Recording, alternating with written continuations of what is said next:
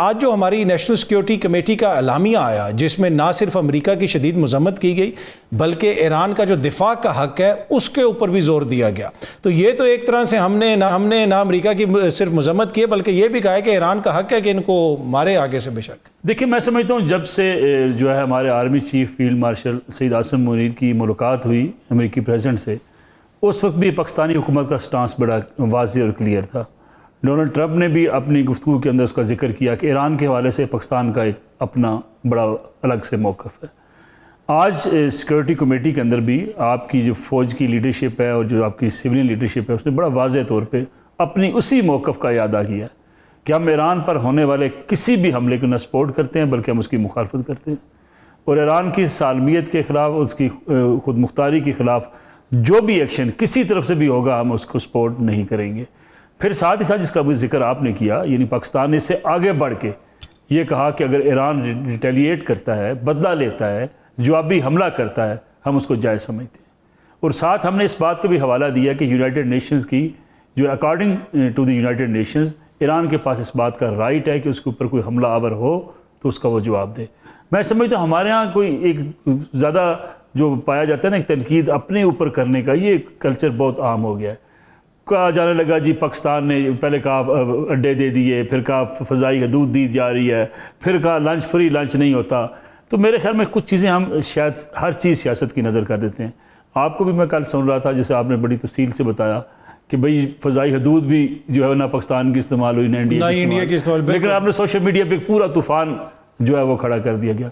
तो मैं समझता हूँ, और ये वक्त का तकाजा भी था, और एक मुसलमान मुल्क होने के नाते एक मुसलमान मुल्क के ऊपर अगर कोई हमला आवर है और तुम्हारा ये मेरे इसमें तो देखें, ईरान की जो अपनी हुकूमत है, ईरान की पार्लियामेंट है, ईरान के सफ़ीर हैं, उन्होंने जो पाकिस्तान की तारीफ़ की है, मेरे ख्याल में वो भी पूरी दुनिया के सामने है। और अगर आप वैसे भी मशरक़ वुस्ता में देखें, सारे अरब ममालिक जो हैं वहाँ पर तो अमेरिका के अड्डे हैं, एक पाकिस्तान ही है जिसका थोड़ा बहुत जो है वो मैं उसमें समझता हूँ। बल्कि देखिए इवन दीगर खलीजी ममालिक ने भी, किसी ने कोई जो है वो ये इसको पीछे नहीं रहा, सब ने मजम्मत की है। पर उसमें मसला ये है ना मलिक साहब कि अगर किसी अमेरिकन अड्डे के ऊपर हमला होता है आगे से, और वो अड्डा है या सऊदी अरब में या कुवैत में, तो वो तो मुसलमान मुल्क पे हमला, ज़्यादातर जो उनके हैं मेरे ख्याल में वो बहरी बेड़े उनके जो मौजूद हैं वो है। लेकिन उस पर भी देखें इस वक्त जो सोच पाई जाती है, आप पूरे मिडल ईस्ट के अंदर देखें, क्योंकि हमला आवर इसराइल है, ज़रा इसको भी ज़रा समझना बड़ा ज़रूरी है कि यानी अगर कोई शायद किसी और मुल्क के साथ लड़ाई होती तो शायद हम इफ़ एंड बट में चक्कर में पड़ जाते कोई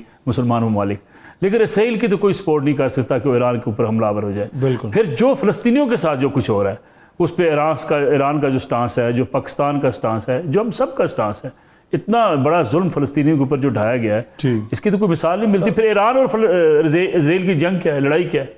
फ़लस्तीन। तो फ़लस्तीन हम सब का क्या है जी। बिल्कुल। अच्छा, इसमें ब्रीफली बताइएगा, जो पाकिस्तान ने ट्रंप को नामजद कर दिया नोबल अमन इनाम के लिए, और ट्रंप साहब ने जो फ़लस्तीन के तनाज़े में जो किरदार अदा किया वो सब के सामने है। एक दिन नॉमिनेशन हुई, अगले दिन ईरान पे हमला हो गया, इस पर बड़ी तनकीद हो रही है। आप क्या समझते हैं? जायज़ तनकीद है? हमने किया था उनको नामजद पाक इंडिया वार के हवाले से, ठीक है, उसमें उनका एक अपना किरदार था। देखें इंडिया हमारे ऊपर हमला आवर था, जारहाना अंदाज था उसका, उसने हमारी सरहदों की खिलाफ वर्जी की, हमने आगे से जवाबी हमला किया, इंडिया को शिकस्त हुई। इंडिया ने जो उस वक्त गैर जिम्मेदाराना रवैया अख्तियार किया, उस पर अमेरिका का स्टांस बहरहाल हमारे साथ था, और डोनाल्ड ट्रंप ने भी खुलकर पैगाम दिया था हिंदुस्तान को कि भाई चूँकि आपने अटैक किया है इसलिए पाकिस्तान को भी इस बात का हक हासिल है। तो हमने उस सूरत में उनको नामजद किया। चीज़ें वक्त के साथ साथ आपको तक घंटों में बदल जाती हैं, लेकिन हम कम अज़ कम डोनाल्ड ट्रंप की इसराइल के हवाले से पॉलिसी को सपोर्ट नहीं कर रहे। हम उस पॉलिसी भी उनको मुखालफ हैं, लेकिन जहाँ पाकिस्तान का इंटरेस्ट था, हमारी कौमी सलामती का इंटरेस्ट था, हमने वहाँ उसको सपोर्ट किया। अच्छा, ये आपने पीपल्स पार्टी वालों के बयानात सुने, और मैंने इसलिए सुनवाए कि आप यहाँ पे मुझे कह के गए थे इसी प्रोग्राम में कि ये जो मर्जी बयानात देते रहे, इन्होंने वोट दे देना बजट में। तो उस वक्त हम भी सोच रहे थे कि ऐसा कैसे हो सकता है, इतने सख्त बयानात। अब उन्होंने वही फैसला कर। देखिए हम टॉक शो ना करते ना अगर इतने दिन हमें कुछ वो जो मिसाला ना मिला होता। पीपल्स पार्टी का मसला ये है, पीपल्स पार्टी चाहती ये है कि वो हुकूमत का हिस्सा रहे, आईनी योद्धे उसके पास हों, लेकिन लोग उसको अपोजिशन माने। ये दो काम हो नहीं सकते, पहली बात। दूसरी बात, पीपल्स पार्टी बजट हो या दीगर कोई अहम कौमी इश्यूज़ के हवाले से अपना दबाव बढ़ाती है कुछ अपने प्रोजेक्ट्स के हवाले से, जो ठीक भी हो सकते हैं उनकी। देखिए अगर वो मोटरवे की बात करते हैं, अगर वो अपने वहाँ पे सैलाब ज़दगान की मदद के हवाले से जो उनके प्रोजेक्ट्स हैं उस पर फंडिंग की बात करते हैं, लेकिन साथ ही साथ वो तड़का लगाते हैं सियासी तड़का।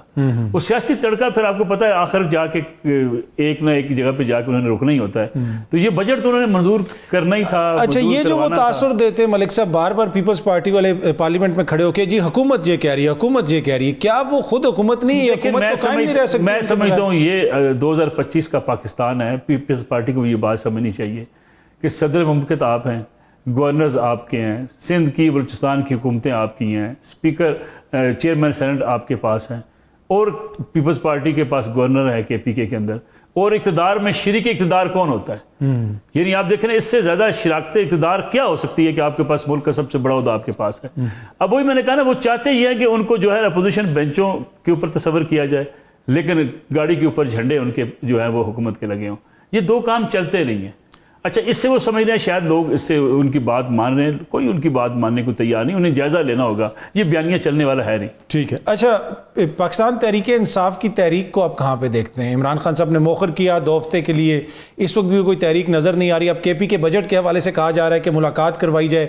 कल सारे MPA आ रहे हैं जो अडयाला जेल के बाहर हो सकता है धरना भी दे दें, इस किस्म की बातें भी आ रही हैं। तो आपको क्या लगता है, मुलाकात हो जाएगी और हुकूमत को करवा देनी चाहिए मुलाकात? देखिए, मुलाकात तो करवा देनी चाहिए, इसमें मैं बिल्कुल समझता हूँ। अगर PTI की लीडरशिप मिलना चाहती है वो मिल ले, उनकी फैमिली मिलना चाहे वो मिल ले, कोई रुकावट नहीं होनी चाहिए।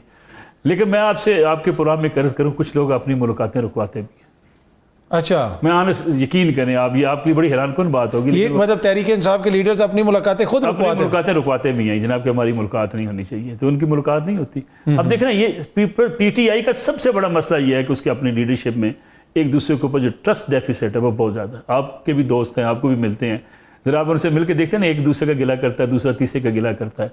बाकी पार्टियों में भी है, मैं कतई इससे इनकार नहीं कर रहा कि मुस्लिम लीग नून में नहीं होगा, पीपल्स पार्टी में नहीं होगा, लेकिन यहाँ कुछ ज़्यादा ही है। ये जो पार्टी की बेसिक रिक्वायरमेंट्स होती हैं ना, उससे कहीं ज़्यादा है।